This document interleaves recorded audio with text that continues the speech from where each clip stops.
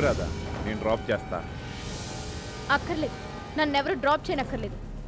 చెప్తుంటే ఏంటి నీ ముండితనం? ఉండి వెళ్దాం.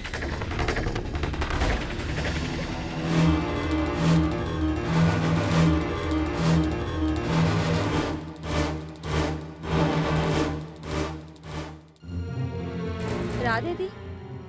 వెళ్ళిపోయింది. అదేంటి, ఆగమని చెప్పలేదా?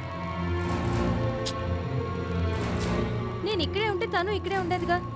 నన్ను అనవసరంగా పక్కకు పంపించావు. ఇప్పుడు చూడు ఏమైందో. ఏం అవలేదు హారిక, చూద్దాం ఈ స్పీడ్ ఇంకెంతకాలం ఉంటుందో.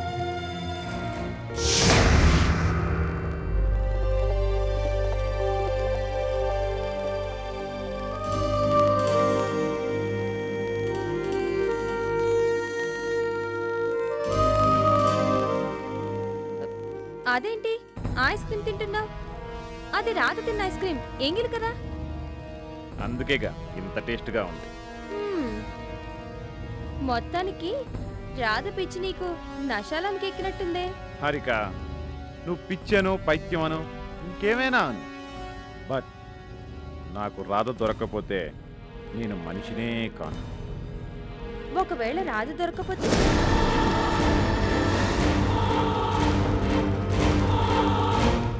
మృగాన్నవుతా.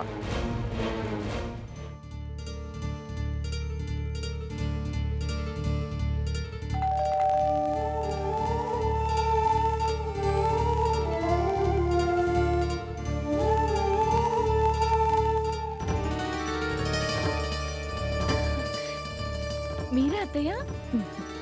బాగున్నావా సంధ్య? బాగున్నాను. రండి రండి రండి అత్తయ్య, కూర్చోండి. ఎన్నాళ్ళయిందమ్మా నిన్ను చూసి. మోహన్ లేడా? ఆఫీస్కి వెళ్ళారు. ఊర్లో అందరు బాగున్నారు అత్తయ్య? నీ గురించి కాకుండా ఊళ్ళో అందరి గురించి ఆలోచించే నీలాంటి మంచి మనిషికి ఇంత కష్టం రావడం నాకు చెప్పలేనంత బాధగా ఉందమ్మా. అసలు ఆనంద్కి ఈ తెగులెందుకు పుట్టిందే? వాడికి నువ్వేం తక్కువ చేసావని ఇలా అడ్డదారులు దొక్కుతున్నాడు? ఉండండి అత్తయ్య, కాఫీ తెస్తాను. అవన్నీ వద్దులేమ్మా. ఈవేళ నేనొచ్చింది నీతో 4 ముక్కలు మాట్లాడి వెళ్ళడానికి. చెప్పు సంధ్య, అసలు ఆనంద్కి నీకు ఎందుకు చెడింది? పెళ్ళైన కొత్తలో ప్రతిదానికి నిన్ను సతాయిస్తూ ఉండేవాడు. కొన్నాళ్లు పోయాక ఏవైందో కాని నిన్ను నెత్తిమీద పెట్టి చూసుకున్నాడు. చివరికి మొగబొద్దు చూపించుకున్నాడు. అత్తయ్య వదిలేండి, గడిచిపోయిన వాటి గురించి మాట్లాడుకోవడం వల్ల ప్రయోజనం ఏముంటుంది? అలాగని చూస్తూ చూస్తూ వాడు అడ్డమైన తిరుగుళ్ళు తిరుగుతుంటే ఏం చేయను? బుజ్జగించి చెప్పడానికి తానేం పసిపిల్లవాడు కాదు. బెదిరించి చెప్పడానికి ఎవరి మాట వినే స్థితిలో లేరు. తెలుసు సంధ్య, ఊరి నుంచి వచ్చాక ఓ రోజు ఆనందం కలవడానికి వాళ్ళ ఇంటికి వెళ్ళాను. నువ్వు చేస్తుంది తప్పురా అని నచ్చజెప్పడానికి ఎంతగానో ప్రయత్నించాను. కానీ వాడు మారిపోయాడు, పూర్తిగా మారిపోయాడు. కట్టుకున్న దాన్ని, కన్న కొడుకును కూడా దూరం చేసుకునేటంత కసాయివాడైపోయాడు. చిచి, వినాశకాలే విపరీత బుద్ధి అన్నట్టు నిన్ను ఉసిరిపెట్టిన పాపానికి వాడు. అత్తయ్య, నువ్వింత మెతకదానివి కాబట్టే వాడాటలు ఇలా సాగుతున్నాయి. కాని ఏం జరుగుతుందో అదే జరుగుతుంది. అన్నిటికీ ఆ దేవుడే ఉన్నాడు. నువ్వు మాత్రం ధైర్యాన్ని కోల్పోకు. అవును, నిన్ను మాట్లాడగనా సంధ్య? దేని గురించి? అర్జున్ గురించి. పెళ్లి చేసుకోరా అని ఎంత పోరు పెట్టినా నా మాట వినడం లేదు. వాడి మనసులో ఏముందో ఒకవేళ నీకేమైనా చెప్పాడేమోనని. ఏంటత్తయ్య మీరనేది? అదే, వాడి మనసులో ఉన్న ఆ పిల్ల శృతి గురించి. అత్తయ్య? అవును సంధ్య, ఓ రోజు వాడి రూమ్ సర్దుతుంటే డైరీలో ఓ అమ్మాయి ఫోటో కనిపించింది. ఏంట్రా అని అడిగితే కారణం చెప్పకుండా కోపంగా ఆ ఫోటోని చింపి పాడేశాడు. శృతి ఫోటోని అర్జున్ తన డైరీలో పెట్టుకున్నాడా?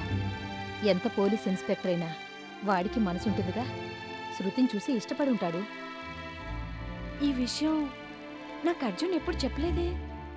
ఎందుకో గాని ఆ శృతిని ఆ ఇంట్లో చూసినప్పటినుంచి నాకు ఏదోలా అనిపిస్తోంది. ఒకవేళ తనిష్టపడ్డ పిల్లని ఆనంద్ కూడా ఇష్టపడ్డాడని.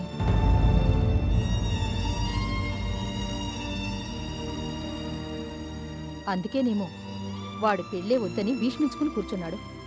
ఎంత చెప్పినా వినడం లేదు. అసలు ఆనంద శృతిని కావాలనుకోవడమేంటి?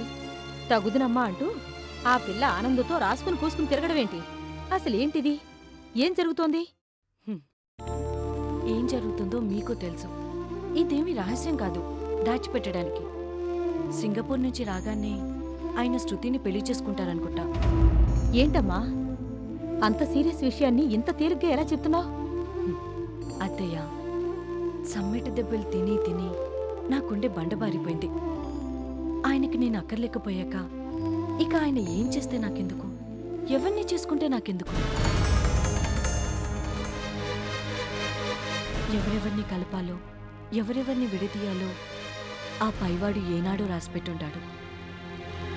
జరిగే వాటిని నిబ్బరంగా చూస్తూ పోవడమే మనం చేయగలిగిన పని. అంతే. సంధ్య, నీలాంటి మంచిదానికి ఆ దేవుడు ఎప్పుడు అన్యాయం చేయడమ్మా. తాత్కాలికంగా బాధపెట్టినా, అగ్ని పరీక్షలకు గురి చేసినా తప్పకుండా చివరికి మేలే చేస్తాడు.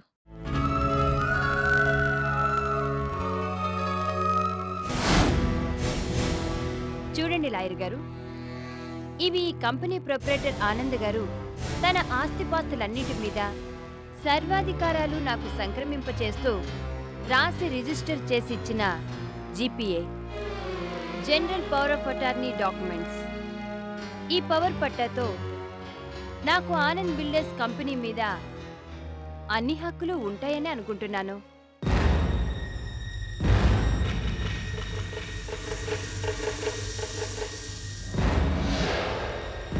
సందేహమే లేదు. ఈ పౌర పట్టాతో కంపెనీ లావాదేవీలకి మాత్రమే కాదు, క్రయ విక్రయాలకి కూడా మీకు సంపూర్ణమైన అధికారాలు సంక్రమించినట్టే. క్రయ విక్రయాలకు సంపూర్ణమైన అధికారాలు? అవును మేడం, ఈ పౌర పట్టా ద్వారా మీరు జరిపే ఎలాంటి ట్రాన్సాక్షన్స్ అయినా చట్టపరంగా ఆనంద్ గారు జరిపినట్టే అవుతుంది. కొనడం, అమ్మటం, దానం ఇవ్వడం, ఆస్తుల్ని మరొకరి పేరు మీదకి బదలాయించడం చట్టపరంగా మీకు మాత్రమే సాధ్యం అవుతుంది, ఆనంద్ గారు ఈ పౌర పట్టాన్ని రద్దు చేసేదాకా. Then do it immediately. ఈ జీపీఏ ఇచ్చిన విశేష అధికారంతో ఆనంద్ బిల్డర్స్ కంపెనీ పేరు శృతి బిల్డర్స్ కంపెనీగా మార్చండి. స్థిరచరాస్తులన్నింటినీ నా పేరు మీదకి ట్రాన్స్ఫర్ చేయండి. ఆనంద్ అనే పేరు కనిపించే ప్రతి చోట శృతి అనే పేరు కనిపించేలా చట్టబద్ధంగా మార్పించండి. కానీ మేడం, అలా చేస్తే ఏ ఐపీసీ సెక్షన్ 405 ప్రకారం క్రిమినల్ బ్రీచ్ ఆఫ్ ట్రస్ట్ అంటే ఒప్పంద భంగ నేరం అవుతుందా? కాదు మేడం. ఐపీసీ సెక్షన్ 415 ప్రకారం చీటింగ్ అంటే దగ్గర చేసినట్టు అవుతుందా? లేదు మేడం.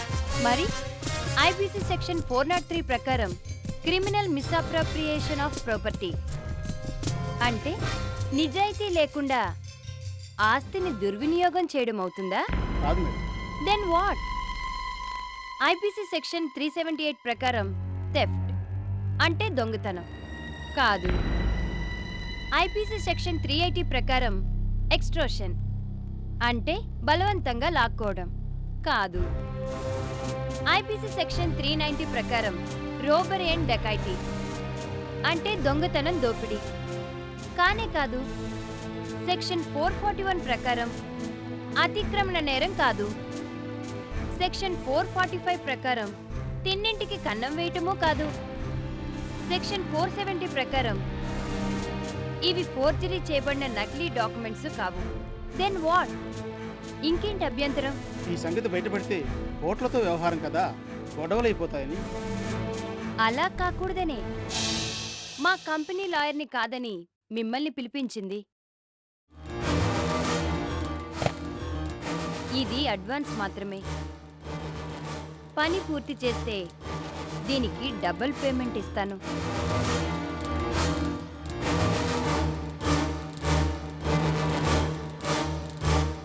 మీ పర్సనల్ విషయం అడగకూడదనుకోండి, అయినా అడుగుతున్నాను.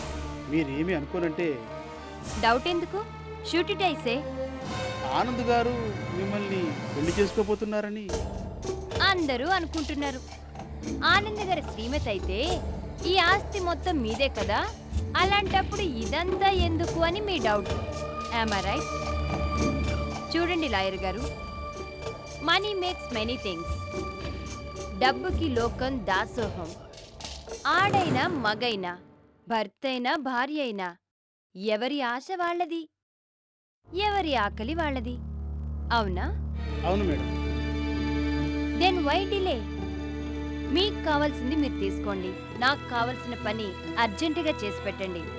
చట్టబద్ధంగా 2 days, జస్ట్ 2 daysలోగా ట్రాన్సాక్షన్స్ మొత్తం పూర్తి కావాలి.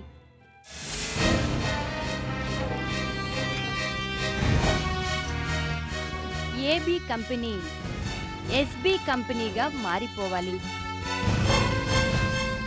ఈ ఆస్తి మొత్తానికి నేనొక్కదాన్నే మహారాణిని కావాలి. అలాగే మేడం. లుక్, అంతఃపుర రహస్యాలు బయటకు పొక్కితే మహారాణులు ఏం చేస్తారో తెలుసుగా? శిరచ్ఛేదం. శిరచ్ఛేదమే జరుగుతుంది. నీ విషయంలోనూ ఈ విషయం 3వ కంటికి తెలిస్తే. Understand? Now you can go.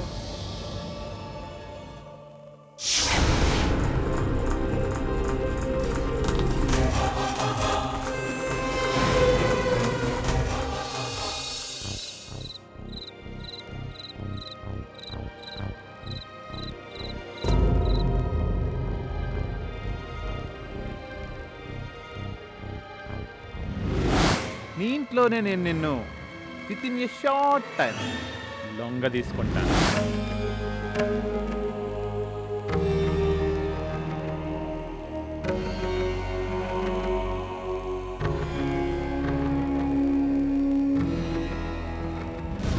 ఏది రాదా, చూపించు. స్టెప్ బై స్టెప్ ఇలాగే నిన్ను నా సొంతం చేసుకుంటాను. ఓకే?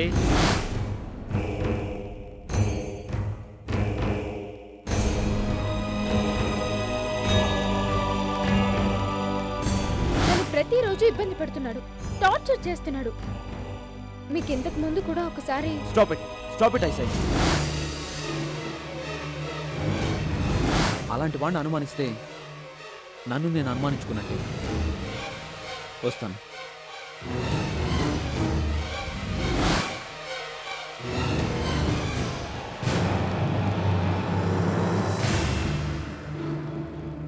చాలే ఆపు. మధు నీ వెంట పడుతున్నాడా? నేను టార్చర్ పెడుతున్నాడా? నేను లోపరుచుకోవాలని చూస్తున్నాడా? అనుమానించడానికి కూడా తగిన కారణం ఉండాలి.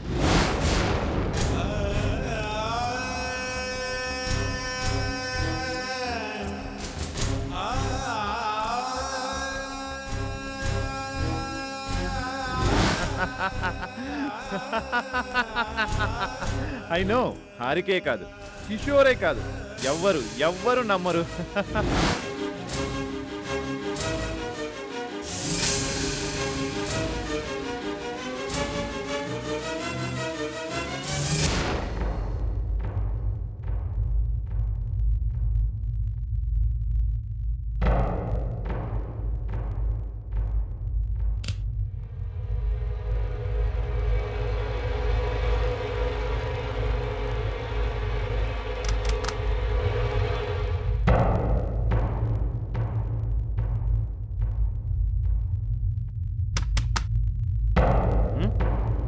Come in.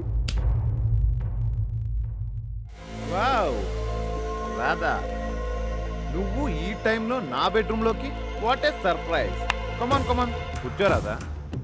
మిస్టర్ మధు, నేను తీరిక కూర్చోడానికి రాలేదు. దెన్ తెలుసుకుందామని, తేల్చుకుందామని. ఏం తెలుసుకుందామని? ఏం తేల్చుకుందామని?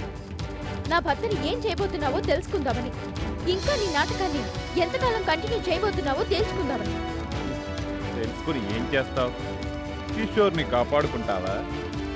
తేల్చుకుని ఏం చేయగలవు? నా చేతుల్లోంచి తప్పించుకోగలవా? మిస్టర్ మధు, నేనేం చేస్తానో నీకు అనవసరం. నువ్వేం చేయదలుచుకున్నావో అది చెప్పు. చెప్పకపోతే? మధు, అలా కోపంగా కాదు, మధు అని ప్రేమగా పిలు, అప్పుడు చెప్తా. Shut up. నా సహనం పూర్తిగా చచ్చిపోకముందే చెప్పు. బిజినెస్ లోన్ కోసమని ఆయన చేత సంతకాలు ఎందుకు పెట్టించావు? చెప్పానుగా అందరం ఎక్కించడానికి. మధు, నువ్వు అందులో ఎక్కించే రకానిగో అధపాతాళానికి తొక్కేసే రకానిగో ఆయనకి తెలియకపోయినా నాకు బాగా తెలుసు. So what? తెలిస్తే ఏం చేస్తావు రాదా? ఒక్కసారి ఆ పేపర్స్ మీద సంతకాలు పెట్టేశాక నీ భర్త కిషోర్ నా క్లచెస్లో ఇరుక్కుపోయినట్టే. తలక్రిందులుగా తపస్సు చేసినా బయటకు రాలేడు. రానివ్వను. కోట్లు, 2.5 కోట్ల అప్పు నెల నెల వడ్డీతో కలిపి లాభంలా పెరిగిపోతుంది, పర్వతంలా పెరిగిపోతుంది. ఆ భారాన్ని మోయలేక కిషోర్ రోజు రోజుకి కుంగిపోతాడు. ఏదో ఒక రోజు బ్యాంక్ మేనేజర్ నోటీస్ పంపిస్తాడు. అప్పు తీర్చినందుకు ఈ ఇంటిని జప్తు చేస్తారు. అప్పటికి బాకీ తీర్చకపోతే నీ భర్తని జైలుకు పంపిస్తారు. నో, ఎస్, ఇదే జరగబోయేది. ఖచ్చితంగా ఇదే జరగబోయేది. అప్పుడు నీ అంతటా నువ్వే నా కాళ్ళ దగ్గరకు నడుచుకుంటూ వస్తావు. నా భర్తను రక్షించు మధు అని కన్నీళ్లు పెట్టుకుంటావు. నీకు లొంగిపోతాను, నీ కోరిక తీరుస్తాను, నా భర్తను మాత్రం కాపాడు అని నీ చేతులతో నువ్వే నన్ను కౌగిలించుకొని shut up, shut up you rascal. ఎంత మాట అన్నావే? నన్ను నన్ను ఎస్, మనిషిన్న వాడెవడు నీ అంత నీచంగా ఆలోచించు. పావుకి కోరంలోను తేలికి కొండలోనూ విషం ఉంటుంది అంటారు, కానీ నీలాంటి దుర్మార్గుడికి నిలువెల్లా విషమే. అది ఎప్పుడో తెలుసుకున్నా. ఏం చేయగలిగావు? ఏమీ చేయలేవు. నాకు లొంగిపోవడం తప్ప నీకు మరో మార్గమే లేదు. లేకుండా చెయ్యబోతున్నాను within a short time. Mister Madhu, నా భర్తని ఎలా కాపాడుకోవాలో, నన్ను నేను ఎలా రక్షించుకోవాలో నాకు బాగా తెలుసు. గుడ్డిగా ఆయన నేను నమ్ముతున్నారు కదా అని పొంగిపోకు. ఏదో ఒక రోజు నీ పాపం పండి బద్దలై తీరుతుంది. ఏంటి తప్పిస్తున్నావా? అవును, శపిస్తున్నా. ఆ దేవుడు అనేవాడే నిజంగా ఉంటే నీలాంటి దుర్మార్గుడి ఆట కట్టిస్తాడు. మంచుతన ముసుగులో నీచత్వానికి పరాకాష్ఠగా నిలిచిన నీలాంటి రాక్షసుడి కొమ్ములు విరిచి విషాన్ని కక్కించి నీ అంతు చూస్తాడు. నిన్ను సర్వనాశనం చేస్తాడు.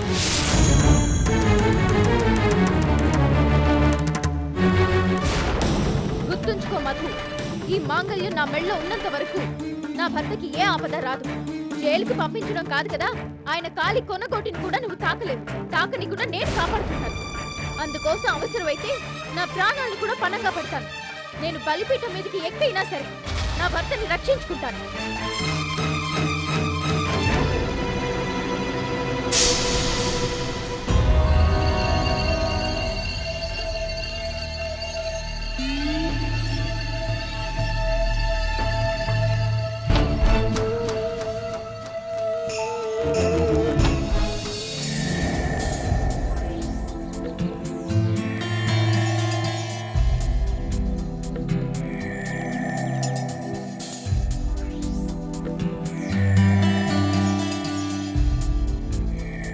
కావేరి, కార్ వచ్చింది, రెడీనా?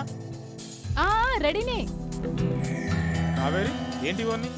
ఏంటేంటి, అసలే వెళ్ళేది దుబాయ్ కదా.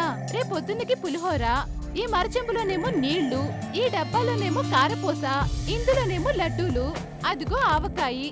ఇది నా బ్యాగు, ఇదిగో నేను. కావేరి, నువ్వు వెళ్ళేది ప్యాసింజర్ ట్రైన్ లో కాదు, దుబాయ్ ఫ్లైట్ లో. ఫ్లైట్ లో అయితే మాత్రం ఇవన్నీ తీసుకెళ్ళకూడదా? అస్సలు తీసుకెళ్ళకూడదు. ఏ, ఇవి 4, ఈ బ్యాగ్ ఒకటి 5, లగేజ్ ఇంతే కదా. కావేరి, ఫ్లైట్ లో ఎక్కువ లగేజ్ ని తీసుకెళ్ళనివ్వరు. మనిషికి ఇన్ని కేజీలు మాత్రమే అని పర్మిట్ చేస్తారు. నిజంగానా? కావేరి, నేను నీతో అబద్ధం చెప్తానా? నడుం పడిపోయేలా కష్టపడి చేశాను, ఇప్పుడు ఇవన్నీ వేస్టేనా? కావేరి, వేస్ట్ ఎందుకు అవుతాయి? నీ పేరు చెప్పుకొని అన్ని నేను తినిపెడతాను, సరేనా? సుధాకర్, ఏంటి ఆలస్యం? ఇదిగో వచ్చేస్తున్నావు.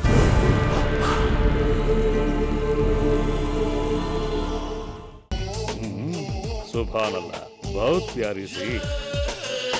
కావేరి, ఈ ఒక్కరోజు అడ్జస్ట్ చేసుకో, ఆ తర్వాత చలో దుబాయ్. లేదు మేడం, చట్టం దృష్టిలో మీరు చేసింది మోసం, ద్రోహం కాదు, దగా కుట్ర అంతకన్నా కాదు.